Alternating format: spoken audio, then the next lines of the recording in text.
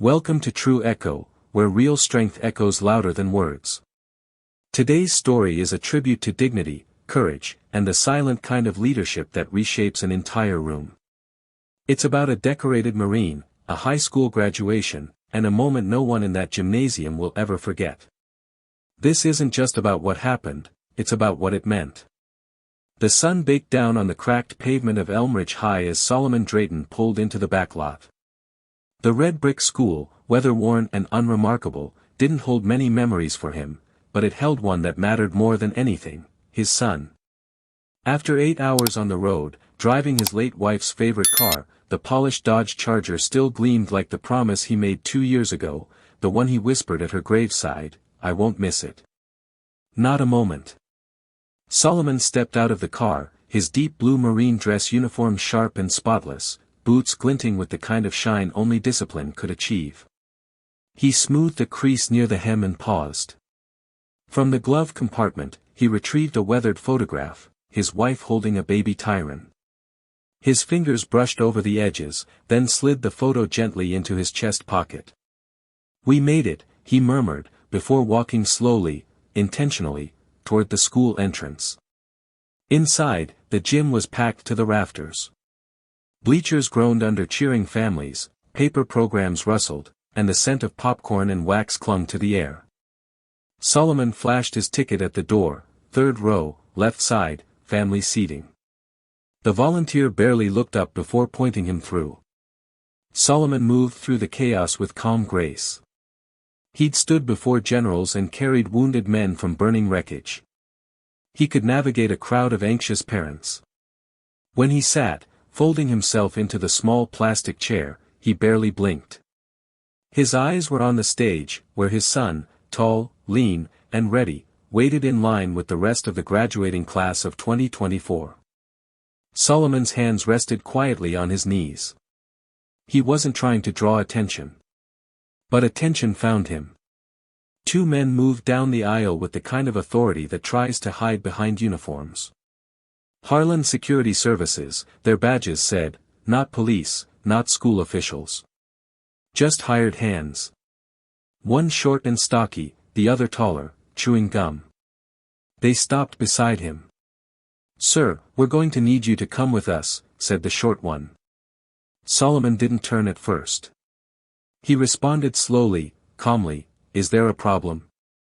"Yeah," the tall one added, "this section's for families of graduating seniors." "I know," Solomon replied, and handed them his printed ticket again, the same one he showed at the door. "This is my seat." But they didn't look at the ticket. "We were told it's full," one of them said. "It was full when I sat down," Solomon answered, evenly. "You want to tell me who gave that order?" People nearby began to shift in their seats. Someone 2 rows over whispered. A phone tilted, possibly recording. The moment was no longer quiet. "We've got extra seats in the back," the tall one said. "Let's not make this anything it doesn't have to be." Solomon's voice dropped half a step, quiet steel under calm words. "I drove 8 hours to watch my son walk across that stage. I'll be sitting right here." The air in the gym changed. It was subtle at first, like a draft through an open window, but it swept through the rows of folding chairs and bleachers with the unmistakable scent of tension. A woman beside Solomon, pale-skinned and elderly, leaned toward him and whispered, "Don't you let them move you." He nodded once, his gaze fixed ahead, lips pressed together in a line carved by years of restraint. But the guards weren't finished.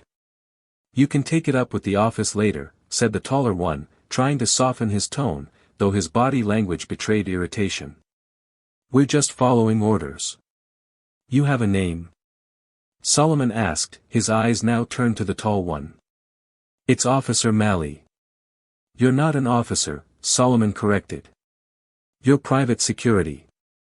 Let's not confuse the two." The shorter one stepped in, more forceful now. "All right, that's enough. If you don't stand up." He didn't finish his sentence. Because that's when the gym doors at the far end opened, and one by one, 6 men began to walk in. They didn't wear uniforms. They didn't march together. But they carried a presence, shoulders squared, back straight, eyes scanning without seeming to move.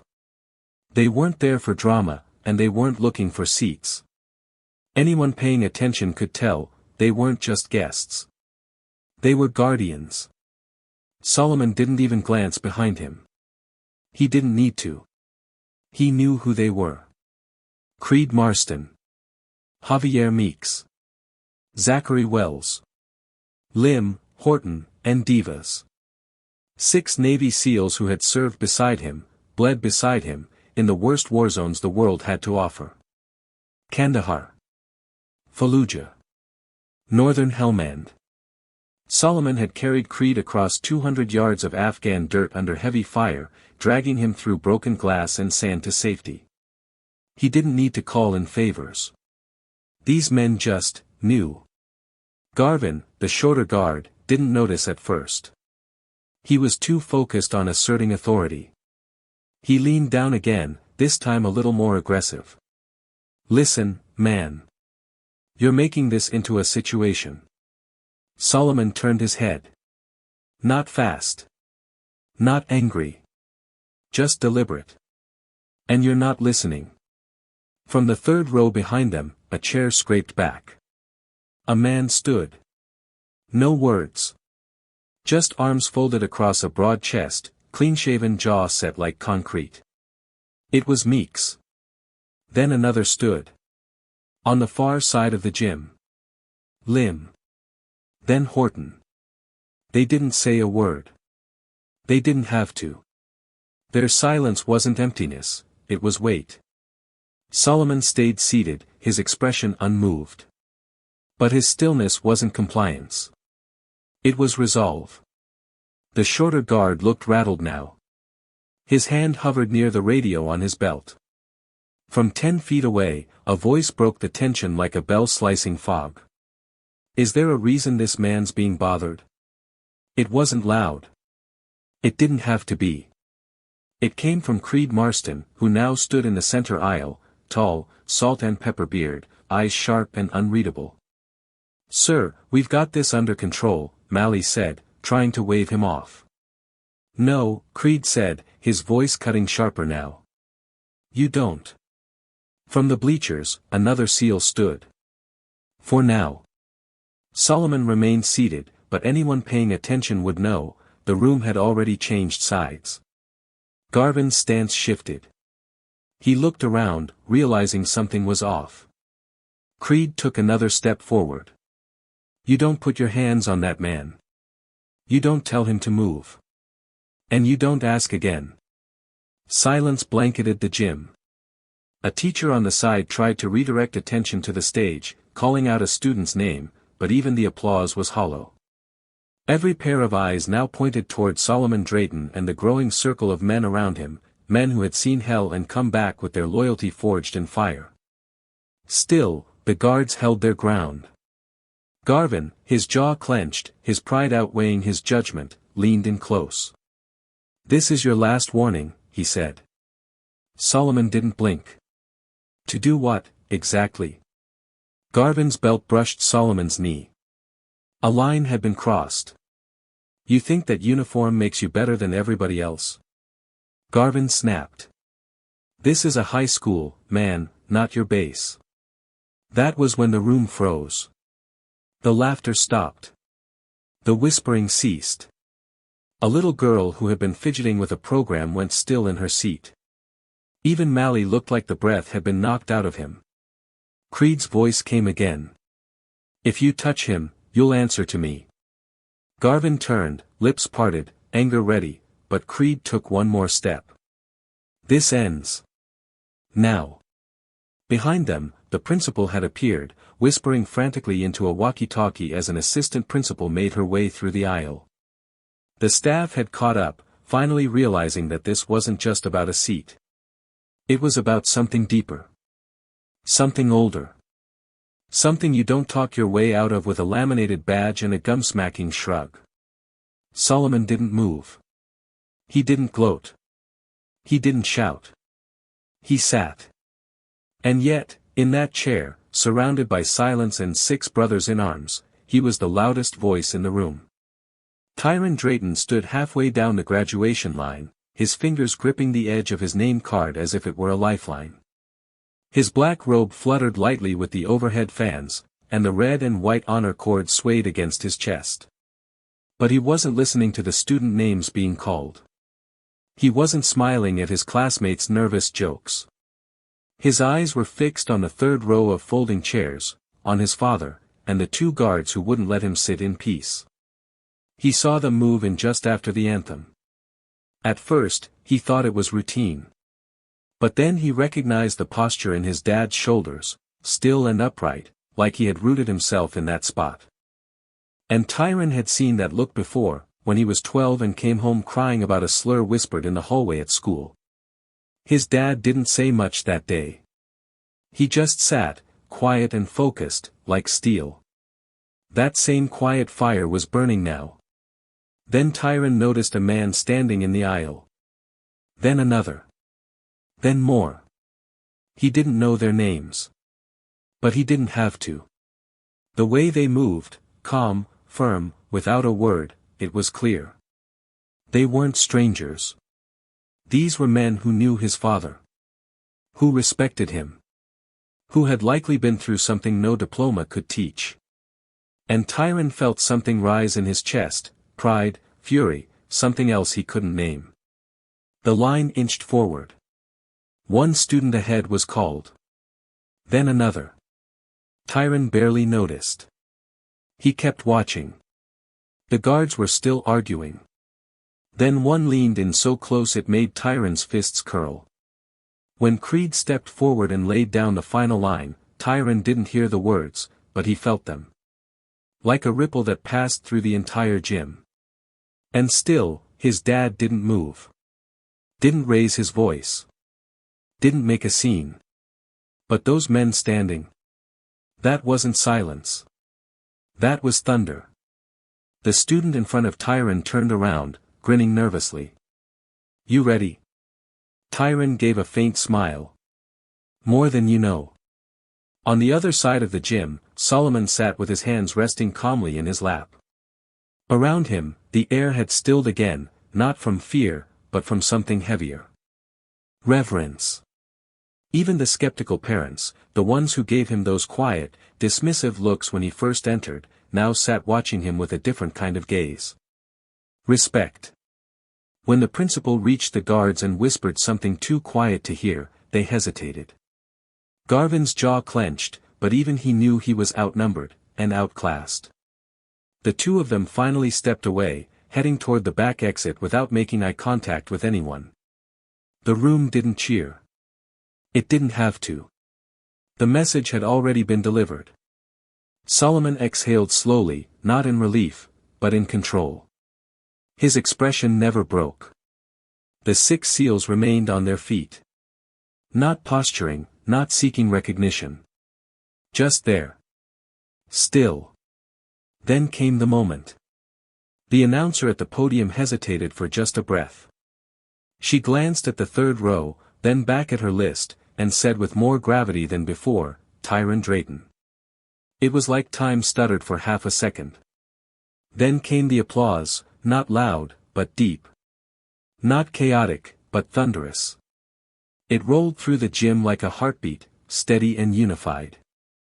And at its core, 6 clapping hands beat in perfect rhythm, a silent salute, louder than anything spoken. Tyron walked to the stage like he'd trained for it. Chin high, steps even. Not just walking for himself. Walking for everything behind him. For his father. For his mother. For every silent moment where respect wasn't given, but had to be earned the hard way. He took the diploma with a firm handshake, met the principal's eye, then turned toward the audience. He found Solomon immediately. His father didn't stand. Didn't wave. He just looked at his son, and gave the smallest, deepest smile Tyron had ever seen. Tyron nodded. Not a thank you. Not even acknowledgement. It was something stronger. Recognition. The gymnasium was alive now, humming with the kind of energy that only truth could spark. It wasn't about the diplomas anymore. Not really. The ceremony continued, names were called, caps shifted, programs rustled, but something had changed. Everyone felt it. A line had been drawn and crossed, and the man who stayed seated had somehow stood taller than everyone in the room. Solomon Drayton remained still. Not from stubbornness, and not from fatigue, but because movement wasn't necessary. His presence spoke louder than anything he could have said. Around him, the seals remained upright, a silent wall of remembrance and loyalty. Not because they were ordered. Not because they had to. But because he was seated. They all remembered. Creed Marston, who'd once been dragged, bleeding and barely conscious, through a hailstorm of bullets in Kandahar by this same man. Javier Meeks, the youngest of them, who used to crack jokes to stay sane between missions, but had gone completely still the moment Garvin leaned in. Zachary Wells, who had once stepped between a grenade and a medic, because Solomon had told him, "You move, we all die." They didn't rise out of showmanship. They rose out of instinct. Brotherhood. Memory. And now, they waited. Outside the gym, the evening light was shifting. The buzz of lawnmowers and distant traffic began to replace the applause and pageantry. But inside, Solomon watched as his son walked off stage. Tyron's back was straight, his grip on the diploma firm, his pace unshaken. He'd done it. He'd walked through the fire without letting the moment be stolen. The applause that followed didn't fade like it had for the others. It grew. Parents who had sat with arms crossed now clapped freely. Some even stood. A few dabbed their eyes, not entirely sure why. But they felt it. It was something rare. It was witnessing dignity in real time. Creed finally sat back down, arms folded. The other SEALs followed suit, quietly resuming their places. The energy didn't die. It settled. Like dust after a distant tremor. Tyron returned to his seat among the students. He didn't speak. But he glanced once more toward his father. Their eyes met, again, no gesture, no wave. But the moment held weight. Not just between them, but shared by everyone who saw it. From her spot on the edge of the bleachers, a woman who had kept her head down the entire ceremony finally leaned over to her daughter and said, "That's the kind of man you marry one day." The final names were called. Cheers rose and fell. Caps flew skyward. But for many in that gym, the story had already been told. A father. A son. A test of dignity. And a line of warriors who didn't say a word, but silenced an entire room. As the ceremony wrapped up, people began filtering out, some congratulating each other, others scanning for where their graduate had gone. Folding chairs screeched across the floor. Teachers handed out exit directions. Balloons bobbed above the crowd. Still, Solomon didn't move. He watched his son disappear through the hallway with his classmates, then sat for another minute as the voices swelled around him. Creed made his way over. He didn't speak at first. Just stood beside his old friend and looked toward the doors. "You okay?" he asked finally. Solomon nodded slowly. "I've been through worse." Creed smiled slightly. "Yeah. But still shouldn't have happened." "No," Solomon said, "it shouldn't have." Meeks joined them. "We tried to keep a low profile, but once that guy put his hand near his belt." Solomon raised his hand, just a little, and the words stopped. "You all did what needed to be done," he said. That was enough. They stood in silence for a moment longer, three men holding decades of memories between them. The gym was almost empty now, save for a few families collecting bouquets and lost jackets. Then Solomon said, "I want to see my boy." The sun was high and casting long shadows across the pavement outside the gymnasium. Heat shimmered off the rows of cars parked in the lot, and the sound of laughter, camera clicks, and celebration rang through the air like a final song of victory. Solomon stepped out into the light, his stride slow but deliberate, like a man who had finished something ancient, even though no medal would be handed to him today. Tyron stood near the flagpole, surrounded by a few classmates and family members. His cap was off, tucked under one arm. His graduation gown hung half open, the cord still swinging gently. He had a diploma in one hand and a phone in the other, but the second he spotted his father across the lot, everything else seemed to disappear. He excused himself and walked forward, cutting through the crowd like gravity was pulling him toward the one person he wanted to see most. There was no hesitation in his steps now, no nerves.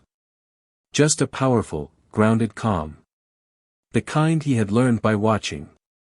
They met halfway. "You okay?" Tyron asked, voice quiet but steady. Solomon nodded. "You?" Tyron nodded too, then glanced down, jaw tight. "They tried to move you," he said, not with uncertainty, but with restrained frustration. "I know," Solomon said. "I was ready to walk off that stage," Tyron confessed. "Swear I was 2 seconds from dropping that gown and calling them out right there." Solomon placed a hand on his son's shoulder. "Firm. Solid. And that's why you didn't." Tyron looked up, confused. "What do you mean?" "Because you knew I could handle it," Solomon said. "And because you handled your moment like a man. You didn't let anybody take it from you." Tyron blinked hard, swallowing the emotion rising in his throat. "I saw those guys stand up," he said. "Who were they?" Solomon turned slightly, just enough to gesture toward the edge of the parking lot. The 6 SEALs stood near their vehicles, quietly talking, backs relaxed but watchful, as if they hadn't just turned a high school gym into a silent battlefield. "They're men I bled with," Solomon said simply. "Men who know what loyalty means. Men who don't forget." Tyron followed his gaze. That was powerful. It was necessary. There was a pause. Then Solomon added, "Sometimes silence is louder than shouting. And sometimes standing up without speaking says more than 1,000 words." Tyron exhaled. "I want to be like that. Like you." Solomon looked at his son, and for the first time that day, allowed his features to soften fully. "You already are. You walked that stage with pride. You didn't let anger steal your moment. You stayed grounded, even when everything around you was trying to throw you off balance." The wind picked up slightly, rustling flags on the poles. Solomon and Tyron stood together, father and son, no, man and man, connected by something more than blood. Respect. Legacy. Unspoken strength. Across the lot, Creed raised a hand, not a wave, just a quiet gesture of acknowledgement. Tyron returned it without hesitation. The crowd had mostly dispersed now, and the noise had faded into the soft murmurs of early evening. The sun had started its slow descent, casting golden light across the lot. The school behind them no longer looked like a battleground, just another place where something unforgettable had happened. Solomon opened the car door and gestured toward the passenger seat. The Charger was still warm from the sun, its black frame gleaming faintly. Tyron paused, his hand on the handle. "She would have been screaming the loudest today," he said softly. Solomon smiled. "And she would have made me retake every photo until my smile looked just right." They got in, shutting the doors behind them like closing the last page of a chapter neither of them wanted to end.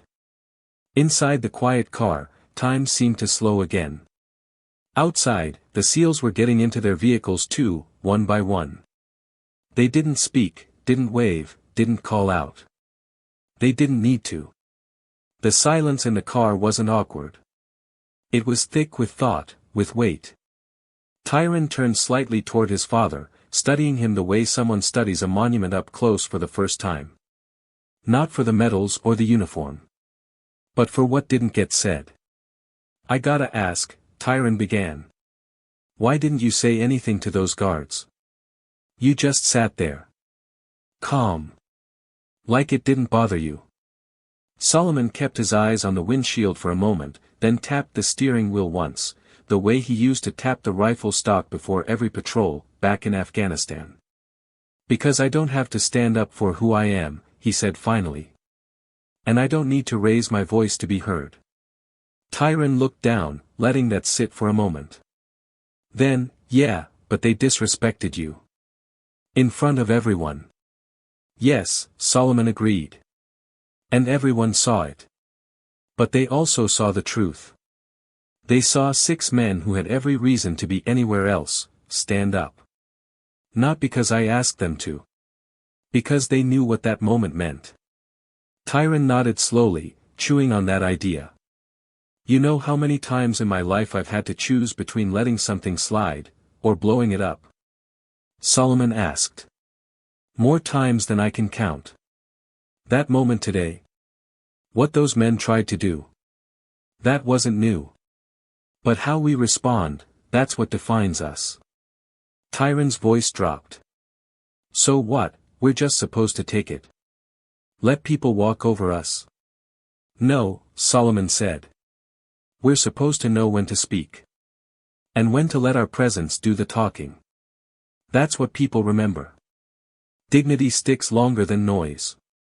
From his jacket pocket, Solomon pulled out the same old, worn photo, the one of Tyron as a baby in his mother's arms.